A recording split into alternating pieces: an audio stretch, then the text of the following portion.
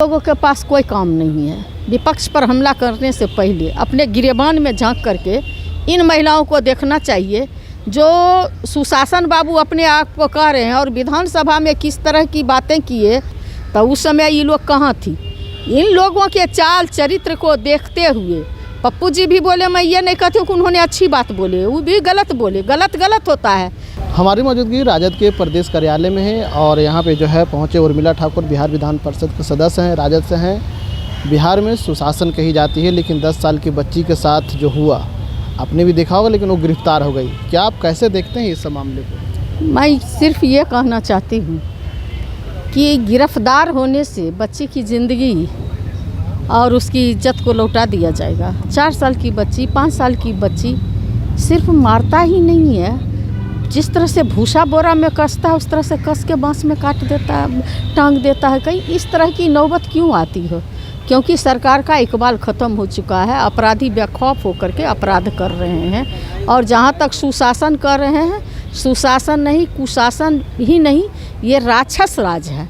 ये राक्षसी राज में जो है महिला को कहीं पर भी, कोई भी महिला हो, क्या 65 साल की बूढ़ी और क्या 5 साल और 3 साल की बच्ची, कुछ दिखाई ही नहीं पड़ता है आतताइयों को।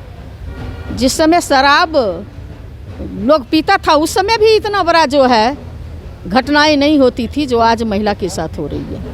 लेकिन जिस तरह से जो है पप्पू यादव ने बयान दिया, उसके बाद से जो है 3 विधायिका जो हैं उन्होंने प्रेस कॉन्फ्रेंस की। पूर्व मंत्री भी रहे बीजेपी के, जो है श्रेयसी सिंह, मैथिली ठाकुर, और उसके बाद जो है लगातार बीजेपी जो है विपक्ष पर हमला कर रही है।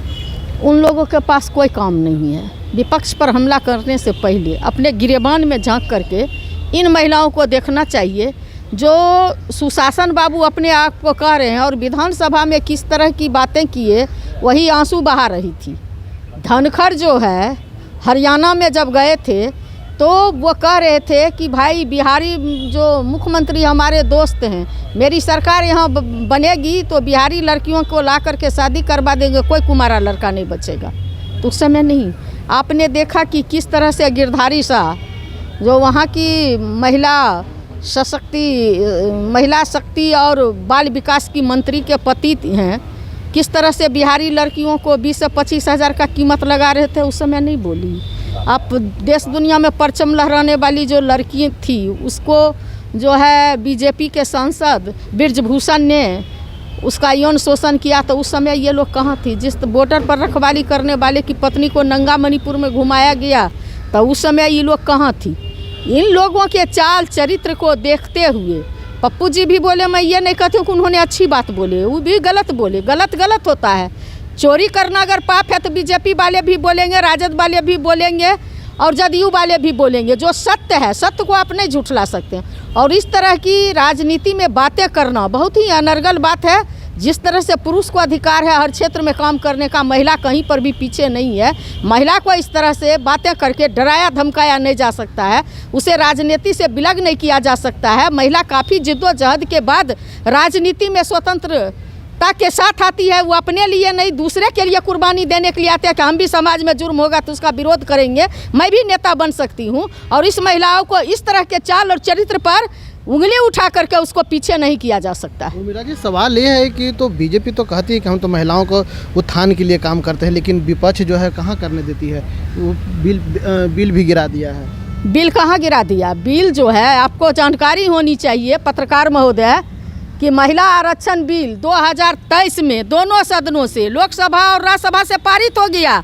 राष्ट्रपति जी का भी साइन हो गया, लेकिन 26 तक रोक इसलिए लगी कि परिसीमन जो होगा, जातिगत जनगणना जब होगी उसके आधार पर, जनसंख्या के आधार पर जो है हम आरक्षण तय करेंगे और 33% आरक्षण हर क्षेत्र में दिया जाएगा। नया जो परिसीमन में जो विधानसभा बनेगा, लोकसभा बनेगा, तो उसके आधार पर हम आरक्षण देने का काम करेंगे। ये रोक लगी हुई थी। लेकिन जब 24 में चुनाव हुआ तो मैं आपके चैनल के माध्यम से मैं बीजेपी वालों से कहना चाहती हूँ, बिहार में 40 लोकसभा का सीट है। बीजेपी ने क्या 24 में आपने एक भी महिला को सीट दिया था क्या? हम अगर विरोध करते, हमारी पार्टी विरोध करती, हमारे आदरणीय नेता विरोध करते, 6 महिला को पार्लियामेंट का टिकट दिया गया।